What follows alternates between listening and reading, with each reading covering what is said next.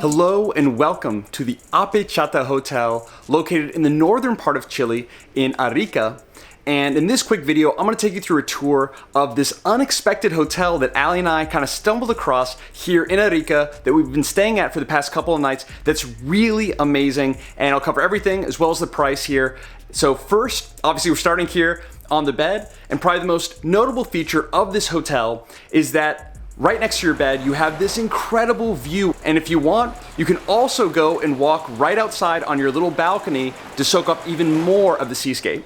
Next to the bed, we have a small working area where it's actually getting some work done earlier. Wi-Fi's very good, sink with some water, full bathroom, and full shower with hot water and a skylight. Now moving outside of the room, just down the hall, we have a lounge area, and just a short walk downstairs, you arrive at a covered eating area with even more views. Fresh coffee, tea, and breakfast is included, and you can also access and walk along the beach. And in terms of location, obviously we're right outside of the actual city of Arica, but also we're just a 3.5 hour drive from Lauca National Park, which is one of the most beautiful national parks, in our opinion, here in Chile. And that's actually a big reason why Ali and I came here to Arica, was specifically to go to Lauca. And we'll be linking that adventure in the description section below, along with a link to this hotel.